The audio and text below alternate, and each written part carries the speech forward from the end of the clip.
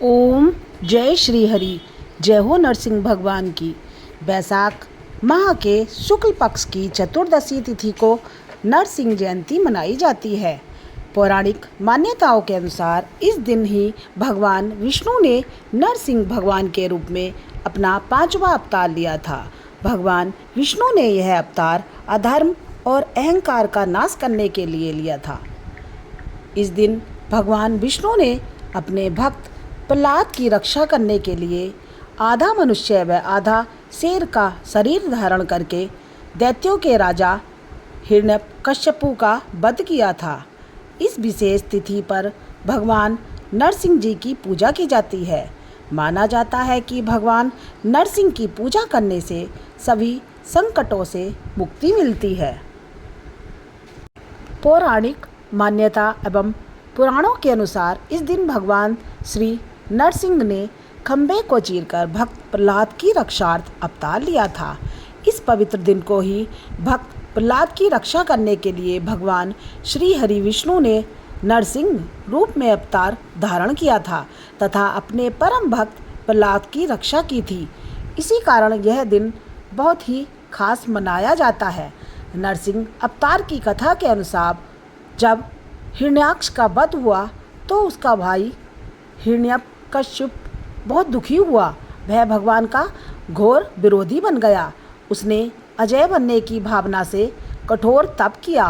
तप का फल उसे देवता, मनुष्य या पशु आदि से न मरने के वरदान के रूप में मिला।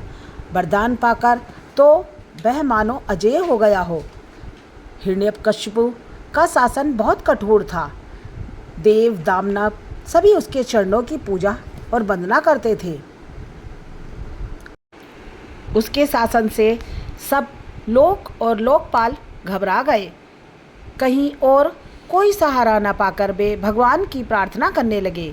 देवताओं की स्तुति से प्रसन्न हो भगवान नारायण ने हिरण्यकश्यपु के वध का आश्वासन दिया। उधर दैत्यराज का अत्याचार दिनों दिन बढ़ता ही जा रहा था। यहाँ तक कि वह अपने ही पुत्र प्रहलाद को भगवान का नाम लेने के कारण तरह तरह के कष्ट देने लगा। प्रहलाद बचपन से ही खेल कूद छोड़कर भगवान के ध्यान में तन्मय रहता और पूरे दिन भगवान का स्मरण करता रहता। वह भगवान का परम भक्त था।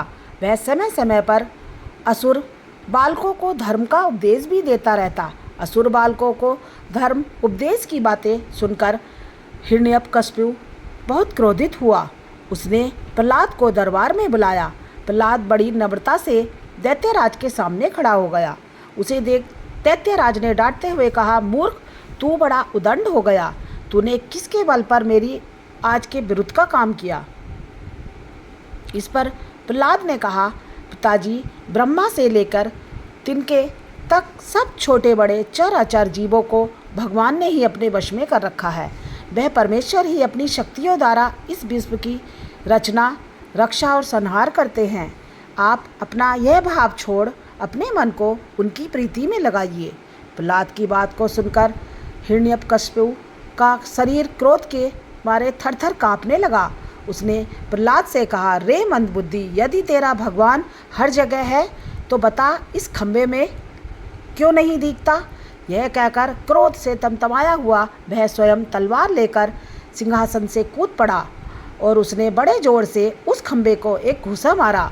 उसी समय उस खंबे के भीतर से नरसिंह भगवान प्रकट हुए।